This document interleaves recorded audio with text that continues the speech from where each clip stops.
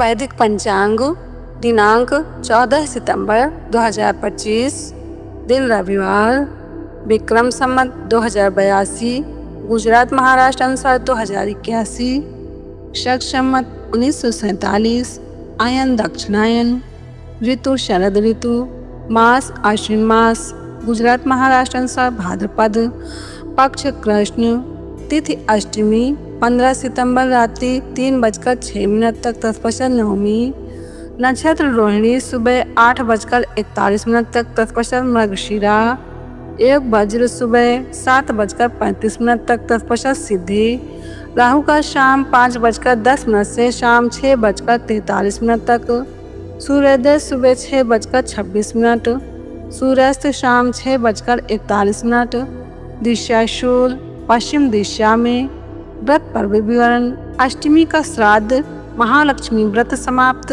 राष्ट्रीय हिंदी दिवस विशेष, अष्टमी को नारियल का फल खाने से बुद्धि का नाश होता है।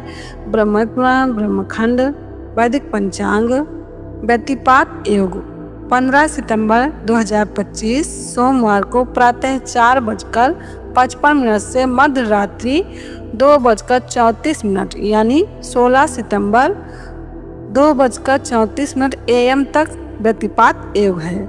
व्यतिपात योग की ऐसी महिमा है कि उस समय जप पाठ प्राणायाम माला से जप या मानसिक जप करने से भगवान की और विशेषकर भगवान सूर्य नारायण की प्रसन्नता प्राप्त होती है। जप करने वालों को व्यतिपात योग में जो कुछ भी किया जाता है उसका 1 लाख गुना फल मिलता है। वैदिक पंचांग अश्विन माह, अश्विन हिंदू धर्म का 7वां महीना है। अश्विन नक्षत्र युक्त पूर्णिमा होने के कारण इसका नाम अश्विन पड़ा। अश्विनी नक्षत्र युक्ता पौर्णमासी यत्र मासे सहा। अश्विन मास का प्रारंभ अश्विनों से है जो सूर्य के 2 पुत्र हैं और देवताओं के चिकित्सक हैं। इस मास का एक नाम कौर भी है। उत्तर भारत हिंदू पंचांग के अनुसार से अश्विन मास का आरंभ हो चुका है। गुजरात एवं महाराष्ट्र अनुसार अभी भाद्रपद मास चल रहा है। महाभारत अनुशासन पर्व अध्याय 106 के अनुसार जो अश्विन मास को एक समय भोजन करके बिताता है वो पवित्र नाना प्रकार के वाहनों से संपन्न तथा अनेक पुत्रों से युक्त होता है। महाभारत अनुशासन पर्व के अनुसार जो अश्विन मास में ब्राह्मणों को घृत दान करता है उस पर देव वैद्य अश्विनी कुमार प्रसन्न होकर उसे रूप प्रदान करते हैं। शिव पुराण में वर्णन है कि अश्विन में धान्य दान करने से अन्न तथा धन की वृद्धि होती है। अग्नि पुराण में वर्णन है कि अश्विन के महीने में गोरस, गाय का घी, दूध और दही तथा अन्न देने वाला सब रोगों से छुटकारा पा जाता है। अश्विन महीने के कृष्ण पक्ष की षष्ठी के दिन मंगलवार रोहिणी नक्षत्र और व्यतिपात हो तो वो अनंत पुण्य देने वाला कपिला षष्ठी योग कहा जाता है। यह योग बहुत दुर्लभ है।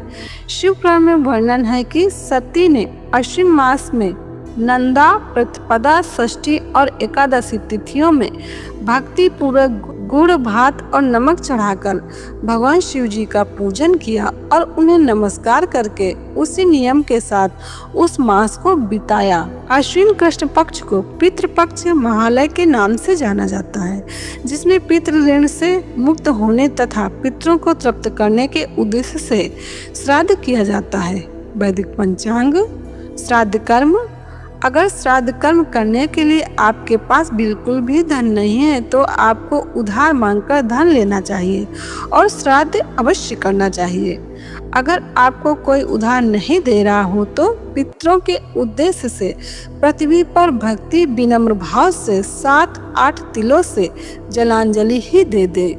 अगर यह भी संभव नहीं हो तो कहीं से चारा लाकर गाय को खिला दे और अगर इतना भी संभव नहीं है तो अपनी बगल दिखाते हुए सूर्य भगवान तथा दिक्पालों से कहें, मेरे पास श्राद्ध कर्म के योग्य न धन संपत्ति है और न कोई अन्य सामग्री, अतः मैं अपने पितरों को प्रणाम करता हूँ। वे मेरी भक्ति से ही तृप्ति लाभ करें। मैंने अपनी दोनों भुजाएं आकाश में उठा रखी हैं। ऐसा विवरण विष्णु पुराण तृतीयांश अध्याय 14 तथा वराह पुराण अध्याय 13 में मिलता है।